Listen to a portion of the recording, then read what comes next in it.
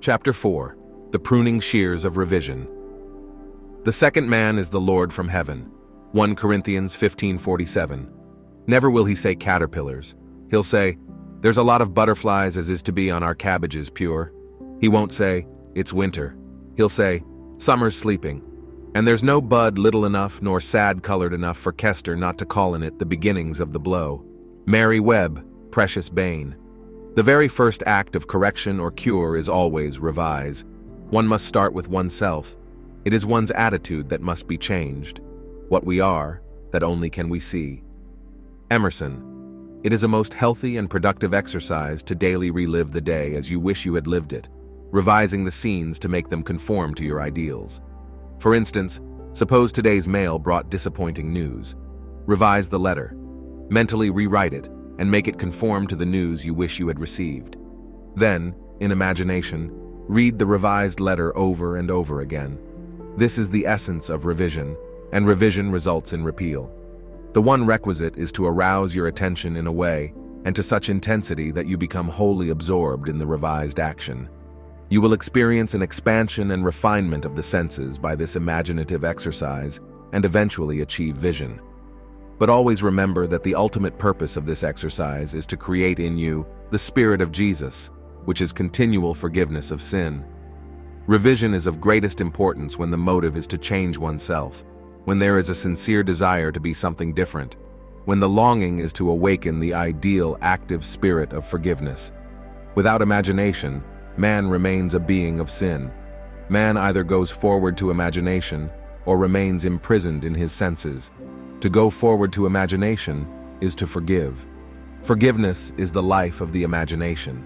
The art of living is the art of forgiving. Forgiveness is, in fact, experiencing in imagination the revised version of the day, experiencing in imagination what you wish you had experienced in the flesh. Every time one really forgives, that is, every time one relives the event as it should have been lived, one is born again. Father, forgive them, is not the plea that comes once a year, but the opportunity that comes every day. The idea of forgiving is a daily possibility, and if it is sincerely done, it will lift man to higher and higher levels of being. He will experience a daily Easter, and Easter is the idea of rising transformed. And that should be almost a continuous process. Freedom and forgiveness are indissolubly linked. Not to forgive is to be at war with ourselves, for we are freed according to our capacity to forgive. Forgive, and you shall be forgiven. Luke 6:37. Forgive, not merely from a sense of duty or service. Forgive because you want to. Thy ways are ways of pleasantness, and all thy paths are peace. Proverbs 3:17. You must take pleasure in revision. You can forgive others effectively only when you have a sincere desire to identify them with their ideal. Duty has no momentum. Forgiveness is a matter of deliberately withdrawing attention from the unrevised day and giving it full strength, and joyously, to the revised day. If a man begins to revise even a little of the vexations and troubles of the day, then he begins to work practically on himself. Every revision is a victory over himself, and therefore a victory over his enemy. A man's foes are those of his own household, Matthew 10:36, and his household is his state of mind. He changes his future as he revises his day. When a man practices the art of forgiveness, of revision, however factual the scene on which sight then rests, he revises it with his imagination and gazes on one never before witnessed. The magnitude of the change which any act of revision involves makes such change appear wholly improbable to the realist, the unimaginative man. But the radical changes in the fortunes of the prodigal, Luke 15:11-32, were all produced by a change of heart. The battle man fights is fought out in his own imagination.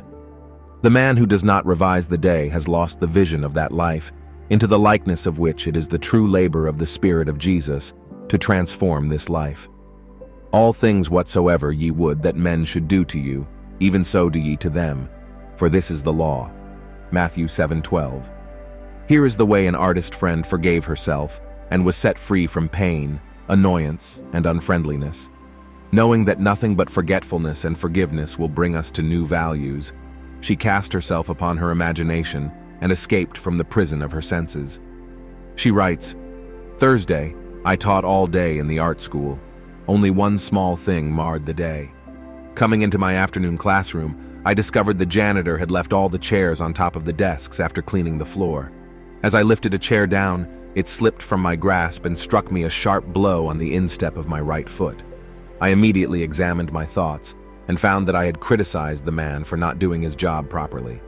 Since he had lost his helper, I realized he probably felt he had done more than enough, and it was an unwanted gift that had bounced and hit me on the foot. Looking down at my foot, I saw both my skin and nylons were intact, so forgot the whole thing. That night, after I had been woo-king intensely for about 3 hours on a drawing, I decided to make myself a cup of coffee. To my utter amazement, I couldn't manage my right foot at all, and it was giving out great bumps of pain. I hopped over to a chair and took off my slipper to look at it. The entire foot was a strange purplish pink, swollen out of shape and red hot. I tried walking on it and found that it just flapped. I had no control over it whatsoever. It looked like one of two things. Either I had cracked a bone when I dropped the chair on it, or something could be dislocated. No use speculating what it is. Better get rid of it right away. So I became quiet, all ready to melt myself into light. To my complete bewilderment, my imagination refused to cooperate. It just said, no. This sort of thing often happens when I am painting. I just started to argue, why not? It just kept saying no. Finally, I gave up and said, you know I am in pain. I am trying hard not to be frightened, but you are the boss. What do you want to do? The answer, go to bed and review the day's events. So I said, all right. But let me tell you, if my foot isn't perfect by tomorrow morning, you have only yourself to blame. After arranging the bedclothes so they didn't touch my foot, I started to review the day. It was slow going as I had difficulty keeping my attention away from my foot. I went through the whole day, saw nothing to add to the chair incident.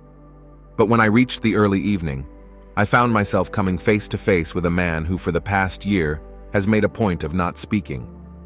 The first time this happened, I thought he had grown deaf. I had known him since school days, but we had never done more than say hello and comment on the weather.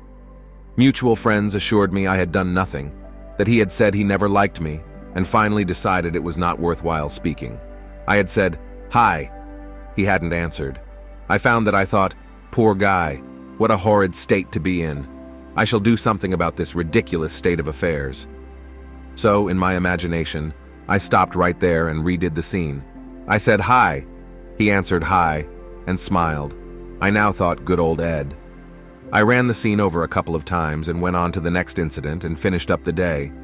Now what? Do we do my foot or the concert?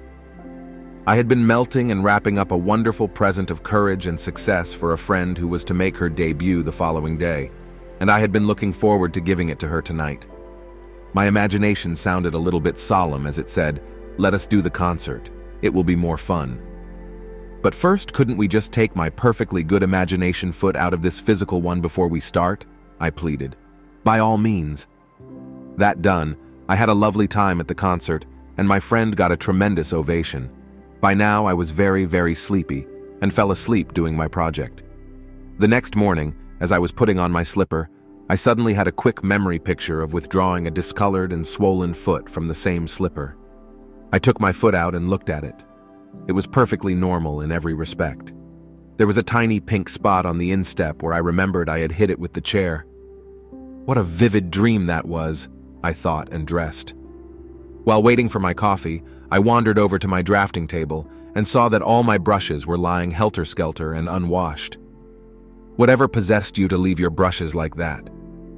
Don't you remember? It was because of your foot. So it hadn't been a dream after all, but a beautiful healing.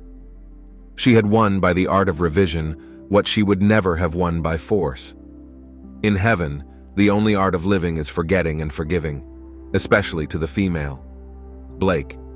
We should take our life, not as it appears to be, but from the vision of this artist, from the vision of the world made perfect that is buried under all minds, buried and waiting for us to revise the day.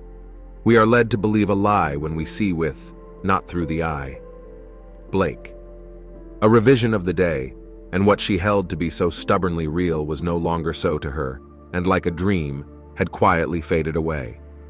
You can revise the day to please yourself, and by experiencing in imagination the revised speech and actions not only modify the trend of your life story, but turn all its discords into harmonies. The one who discovers the secret of revision cannot do otherwise than let himself be guided by love. Your effectiveness will increase with practice. Revision is the way by which right can find its appropriate might.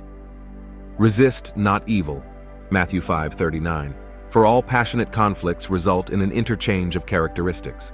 To him that knoweth to do good, and doeth it not, to him it is sin. James 4:17. To know the truth, you must live the truth. And to live the truth, your inner actions must match the actions of your fulfilled desire. Expectancy and desire must become one. Your outer world is only actualized inner movement. Through ignorance of the law of revision, those who take to warfare are perpetually defeated. Only concepts that idealize depict the truth. Your ideal of man is his truest self. It is because I firmly believe that whatever is most profoundly imaginative is, in reality, most directly practical that I ask you to live imaginatively and to think into and to personally appropriate the TR. Ascendant saying, Christ in you, the hope of glory. Colossians 1:27. Don't blame, only resolve. It is not man and the earth at their loveliest, but you practicing the art of revision make paradise. The evidence of this truth can lie only in your own experience of it. Try revising the day. It is to the pruning shears of revision that we owe our prime fruit.